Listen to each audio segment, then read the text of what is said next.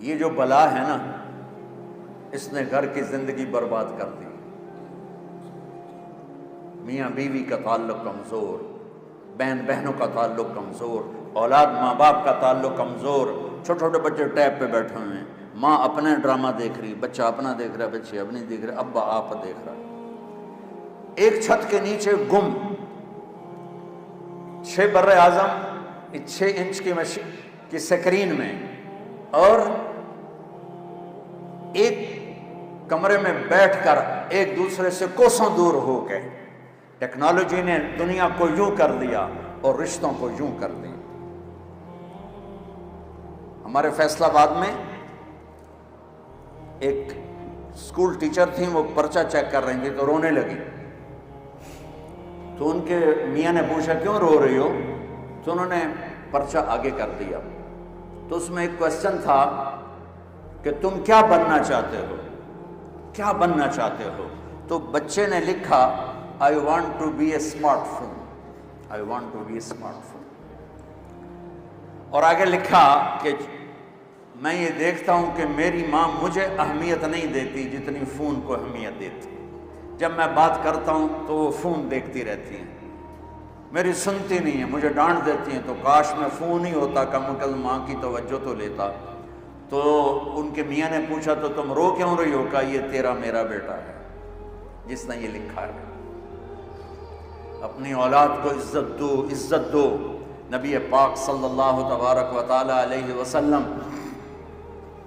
جب حضرت فاطمہ گھر میں انٹر ہوتی تھی، وہ دروازہ یہ بیٹھے ہوئے ہیں تو آپ بیٹھے نہیں، کھڑے ہو جاتے تھے، کھڑے ہو جاتے تھے، اور کھڑے نہیں رہتے تھے، دوڑ کے آگے جاتے تھے اور ایسے ہاتھ پکڑ لیتے تھے، ہاتھ چومتے تھے اور پکڑے پکڑے لا کر کرسی پہ یا چارپائی پہ بٹھاتے تھے، اس کے بعد خود بیٹھتے تھے۔ یہ عزت آپ نے اپنی اولاد کو دی تو وہ عزت واپس آئی۔ ماں، یہ مائیں بیٹھی ہیں، ڈانٹ ڈپٹ ڈانٹ ڈپٹ ڈانٹ ڈپٹ۔ اس نے ابھی میں ایک دوست کے گھر گیا تو اس کے بچے کو میں ایسے نا مل کے بوسہ دے کے نکلا، تو اس نے اپنی ماں کو فون کیا، میرے باپ نے تو مجھے کبھی پیار نہیں کیا، آج مولانا نے مجھے بوسہ دیا۔ تو میرے نبی کا ایک خوبصورت پیٹرن آف لائف ہے، وہ اخلاق سیکھو بچوں، وہ اخلاق سیکھو، محبت، الفت، درگزر، معاف کرنا، گالی سے بچنا، نفرت سے بچنا۔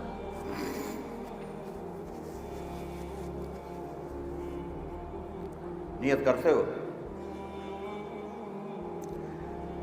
اور جو آپ کی تعلیم ہے اس کی بھی بات کروں گا کہ ایسے پڑھنے والے بنو کہ تمہیں امریکہ نہ جانا پڑے، انگلینڈ نہ جانا پڑے، وہ یہاں آ کے تم سے پڑھے۔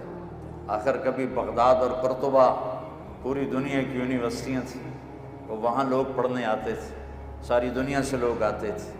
آج جو امریکہ سے پڑھ کے آئے وہ بڑا بن جاتا ہے، جو یہاں کا پڑھا چاہے قابل بھی ہو تو وہ نکما ہو جاتا ہے۔ اور وہ قوم بڑی فقیر ہے جو علم میں فقیر ہو اور اخلاق میں فقیر ہو، اور ہماری مصیبت یہ ہے کہ ہم دونوں چیزوں میں فقیر ہیں، اخلاق کے بھی فقیر ہیں اور علم کے بھی فقیر ہیں۔ پہلی وحی اتری اقرا بسم ربک الذی خلق خلق الانسان من علق، پڑھو، ہمارا پہلا حکم تھا پڑھو، علم حاصل کرو۔ لیکن میں ہاتھ جوڑ کے کہتا ہوں ہمارے تعلیمی ادارے رٹا رہے ہیں، پڑھا نہیں رہے، عقل نہیں بڑھ رہی، عقل نہیں بڑھ رہی، سمجھ نہیں بڑھ رہی۔ اے لیول آ گیا بس ٹھیک ہے، او لیول آ گیا بس ٹھیک ہے، فرسٹ ڈویژن کے بعد ٹھیک ہے۔ علم آیا کہ نہیں آیا؟ ڈگری لب جاوے، پھر نوکری لب جاوے، پھر بیوی لب جاوے، بہت ساڑا کام بن گیا۔ علم کو یہاں تک پہنچاؤ کہ لوگ آپ سے پوچھنے آئیں، لوگ آپ کے پاس پڑھنے آئیں۔ یہ آئے گا استاد کے ادب سے۔ اور میں کوریا والوں نے کوئی انگریزی سیکھی، جاپان والوں نے انگریزی سیکھی، چائنا والوں نے انگریزی سیکھی، رشیا والوں نے انگریزی سیکھی۔ چھوٹے چھوٹے ملک جنہوں نے علم پر علم، اللہ کی روشنی ہے، جو لینا چاہے گا اللہ دے گا، کافر ہو یا مسلم ہو۔ ہمارا ایک سوال نہیں ہے، ہمارا زوال ہے کہ ہم علم سے بھی بے نیاز ہو گئے، صرف پاس ہونا مقصد بنا لیا، ڈگری لینا مقصد بنا لیا، ڈگریاں لیے پھرتے ہیں، چٹکھاتے پھرتے، کوئی پوچھنے والا بھی کوئی نہیں۔ اچھا انسان بنو گے تو ڈگری نہیں بھی ملے گی تو اللہ عزت دے گا، رزق بھی دے گا، بلندیاں بھی دے گا، کامیابیاں بھی دے گا۔